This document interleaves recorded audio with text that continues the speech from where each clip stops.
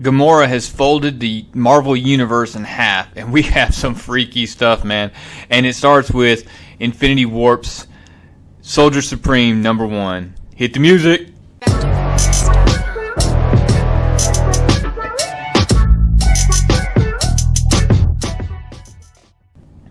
Hey guys, I'll tell you straight from the bat that I'm still iffy on these warps and whether or not I like them or not. I'm gonna give it a chance and we'll see where the story goes, but I'm not 100% in. But one thing we do get is we get these interesting, twisted amalgamations of backstories, and this one is, of course, the Captain America backstrange with a Mystic Arts Doctor Strange twist. Starts with, Steven Rogers coming up.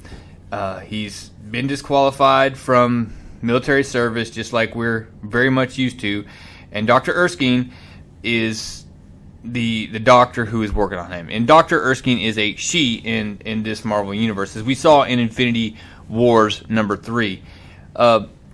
She has everybody convinced she's doing this experimentation via science, when in fact she's using the mystic arts to manipulate or create these super soldiers that she's trying to create. And of course, Steven Rogers shows up.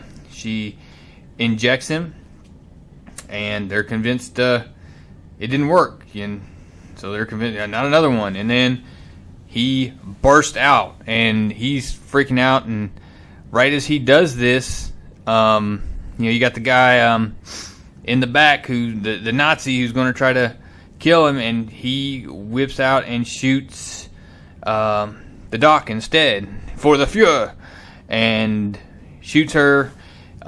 Steven Rogers blasts this guy, just whacks him, I guess, into the wall, just turning him to jelly. And it's obvious he's freaking out. He doesn't understand these new powers. So what do? Of course, you know what they're going to do. They're going to go do some experiments with it. And how do they experiment? They start shooting a gun at him. And a bazooka. And then they decide it's a good idea to pull up with a tank. I'm sorry, but when the guy stopped the bazooka, I mean, I understand having to test his limits, but what if it didn't work? I'm just saying, he was pretty useful before, and now he's...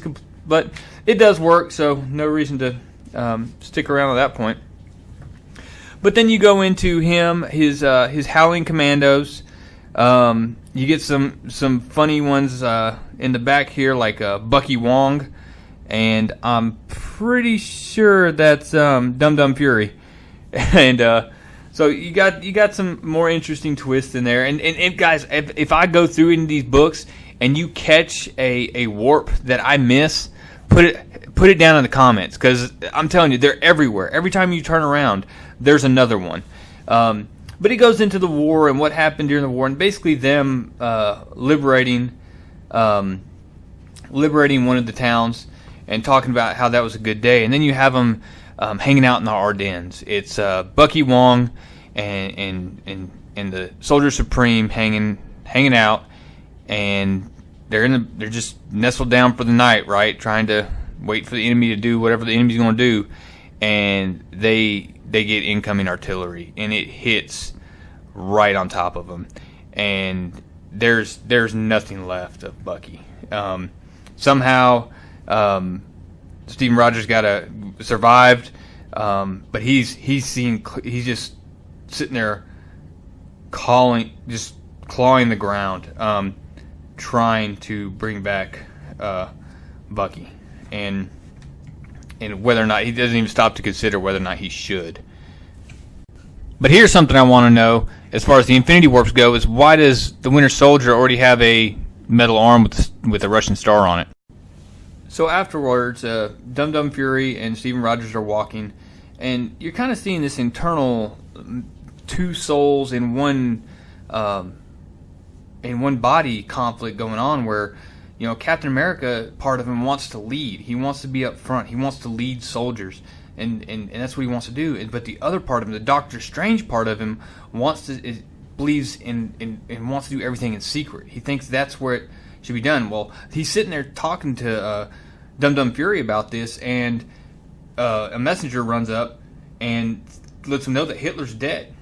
And right as that happens, and they thought they were going to be fighting until April, Duramu Red shows up. So Red Skull and Duramu, and this is Hitler's priest of hell, and there's no victory while he roamed the earth. So he is going on his craziness about, and here's a award 500 points for SJWism in this, because the Nazis weren't. I don't remember this, but I mean, the land will be purged of impurity. Walls will be built around the savage lands, and yeah, because it's all about the walls, right? Anyways, the Cap throws or what am I calling him? Am I calling him Dr. Cap? I don't know. He throws his shield. They get into it. They go to battling, and it's actually a pretty good battle. They go back and forth, and then right when it looks like Duramu Red has Captain America down, and you're getting some speeches here, by the way. You got some big time speeches. Steven Rogers says anytime now, and a bayonet, a ghostly bayonet, pops up from behind Duramu Red, and as it backs out, it's Bucky Wong, the Winter Soldier, and Duramu turns around and says, I thought that was just a ghost story. And he said, oh, it is. And right after that, Duramu Red just tells him this isn't over, and they try to fall back, and Duramu Red says there's no room for your light, and he puts them into the dark dimension, and everything just blacks out, and you get this panel of just complete blackness, and Bucky Wong asking, where are we, Steven? And Cap just says, I'm not sure, buddy. And how long? And Bucky asks, how long has it been since the Ardennes? And Cap has to tell him it's been a long time. And Bucky just fades away, saying that this isn't right, and to be continued. So it's an interesting twist. It's fun. So far, I don't dislike it, I'm interested to see where they go with it.